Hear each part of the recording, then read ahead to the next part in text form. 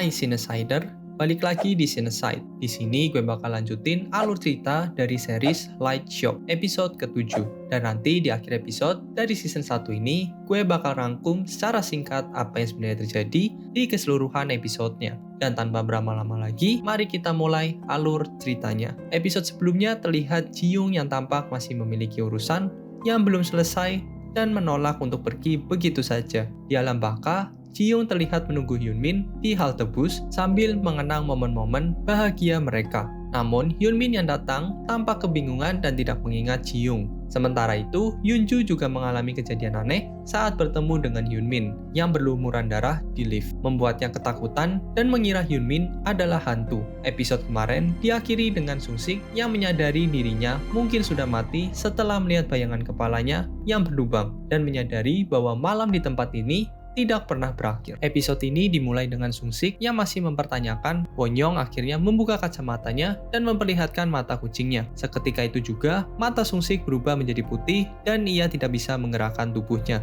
Adegan kemudian beralih ke masa lalu Won-young, memperlihatkan dirinya yang mencoba menyelamatkan putrinya dari reruntuhan apartemen yang hancur akibat bencana. Meskipun berusaha keras, Won-young tetap tidak mampu memindahkan batu yang menimpa putrinya. 어떤지 애서야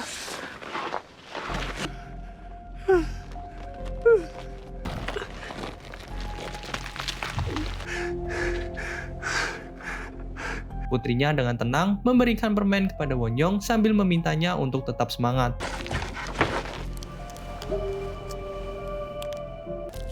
원래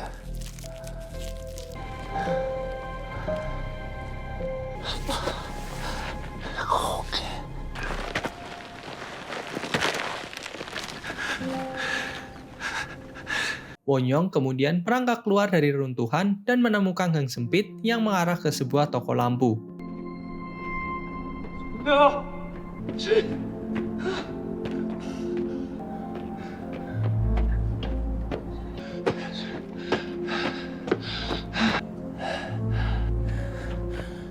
Di toko lampu tersebut, ia bertemu dengan So-ryong, penjaga toko yang juga memiliki mata kucing. Won-young memohon bantuan untuk menyelamatkan putrinya, tapi So-ryong tidak menanggapi permintaannya. Merasa putus asa, Won-young mencoba menghancurkan bohlam di toko tersebut, namun langsung dihentikan oleh kekuatan So-ryong.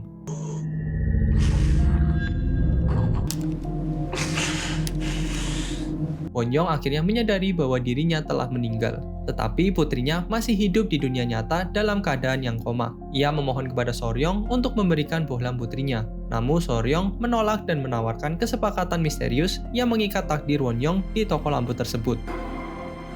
어떻게 하셨?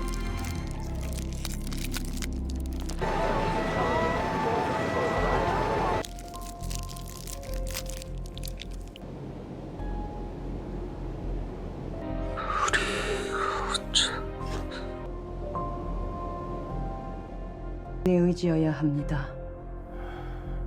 Kembali ke Sung-sik dan Won-young di toko lampu, Sung-sik masih berusaha memahami situasinya dan bertanya apakah dirinya benar-benar sudah mati atau belum. Won-young menjelaskan bahwa Sung-sik belum sepenuhnya mati, tetapi terjebak di antara dunia nyata dan alam baka setelah kecelakaan yang dialaminya. Sung-sik pun bertanya, lantas jika dirinya yang sudah menjadi seperti hantu, mengapa bentuknya tidak menyeramkan? Won-young menegaskan bahwa mereka yang sudah mati terlihat menyeramkan di dunia nyata, namun sebaliknya di alam baka. 하게 합시다. 그 연배를 모르겠어가지고. Adegan beralih ke Byung-jin yang masih mengejar anjingnya yang terus berlari menjauh. 몇번 보자 이 개새.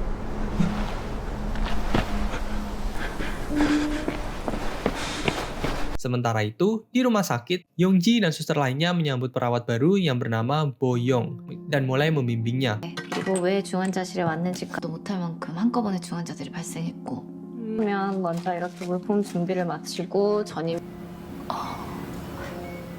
네. Yongji memperkenalkan pasien-pasien yang ada di ICU tersebut, termasuk Byung-jin yang koma setelah tersesat di pegunungan dan diselamatkan oleh anjing penyelamat. Kembali ke alam baka, Byung-jin bertemu dengan anjing penyelamatnya yang terluka parah, membangkitkan kenangan sebelum dirinya koma tentang bagaimana dirinya diselamatkan oleh anjing penyelamat dan rasa bersalah karena dirinya anjing tersebut harus meninggal. 돌아오지 못.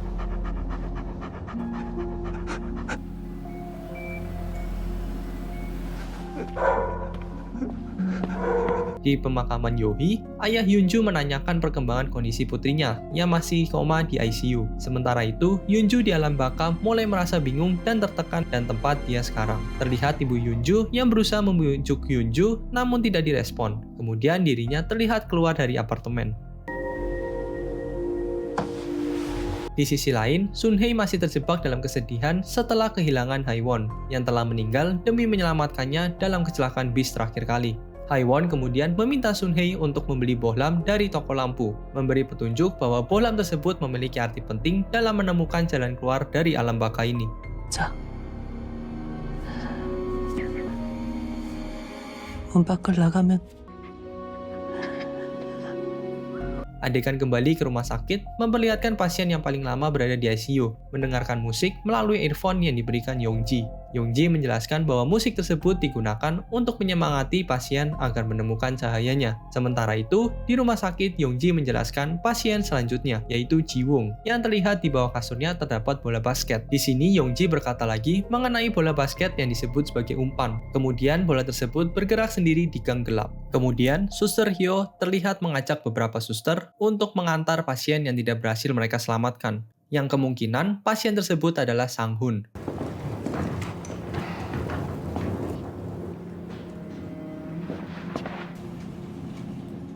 우리는 우리가 할 수 그날 사고가 너무 컸어.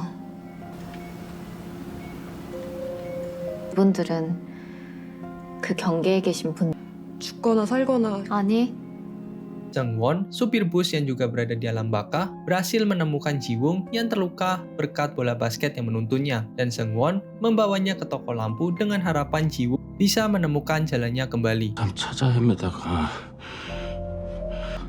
이곳이 아닌 곳이 어딘데요? 나랑 같이 가면 돼. Sung-sik dan Won-young masih terlibat dalam percakapan yang penuh kebingungan dan rasa tidak percaya akan apa yang sedang terjadi. Won-young berusaha meyakinkan Sung-sik bahwa semua ini adalah nyata. Di tengah percakapan, terkuak bahwa teman-teman Hyunju yang selama ini ia lihat di sekolah sebenarnya adalah arwah dari orang-orang yang tidak berhasil melanjutkan hidup di dunia nyata. Loker-loker yang dilihat Sung-sik ternyata milik mereka yang sudah meninggal, termasuk Hae-sal, anak Sung-sik yang ternyata telah tumbuh besar di alam ini. Ia mulai mempercayai dan menerima kenyataan. Seung-won terlihat kelelahan sambil menggendong Jiwoong yang kakinya patah. Jiwoong menjelaskan bahwa dirinya terus berjalan mengitari gang ini tanpa sadar hanya berputar-putar di tempat yang sama. Jiwoong kemudian memberitahu bahwa ada seorang wanita yang juga terjebak di gang ini. Sung-sik dan Won-young kembali terlibat dalam percakapan yang lebih serius. Sung-sik mempertanyakan mengapa Won-young tidak memberitahunya sejak awal. Won-young menjelaskan bahwa Sung-sik masih memiliki kesempatan untuk kembali ke dunia nyata. Dan jika ia mengetahui terlalu banyak tentang alam baka ini, ruang dan waktu antara dunia nyata dan alam ini bisa berantakan. Won-young kemudian mengungkapkan bahwa Sang-hun selama ini sebenarnya telah menuntun Sung-sik kembali ke toko lampu untuk menemukan jawabannya. Ternyata benar, cahaya yang perlu dicari oleh Sung-sik ternyata ada di koreknya. Cara mengejutkan, di dunia nyata, Sung-sik mulai sadar dari komanya dan disambut oleh Yongji yang terlihat lega melihatnya sadar kembali. Di alam baka, Byung-jin terlihat dituntun oleh anjing penyelamatnya menuju toko lampu. Cahaya dari lampu itu mulai menyala, menandakan bahwa Byung-jin telah menemukan cahayanya. Seung-won yang sudah tidak kuat lagi melanjutkan perjalanan meminta Jiwoong untuk masuk ke toko lampu dan menemukan cahayanya sendiri. Di sini Seung-won menjelaskan bahwa Jiwoong harus memasuki ke toko lampu tersebut atas kehendaknya sendiri agar bisa terbebas dari tempat ini. Jiwoong yang awalnya enggan masuk ke toko akhirnya menyadari bahwa ini adalah satu-satunya cara untuk keluar dari alam baka ini. Dengan penuh kesulitan karena kakinya yang patah, Jiwoong perlahan menuju toko lampu. Sebelum masuk, Seung-won meminta maaf kepada Jiwoong sambil menangis karena merasa bersalah atas kecelakaan yang menimpanya. Jiwoong yang ikut terharu melanjutkan langkahnya menuju toko. Di dalam toko lampu, Jiwoong disambut oleh Won-young yang mengakui bahwa Jiwoong telah memutari toko beberapa kali tanpa menyadari jalannya.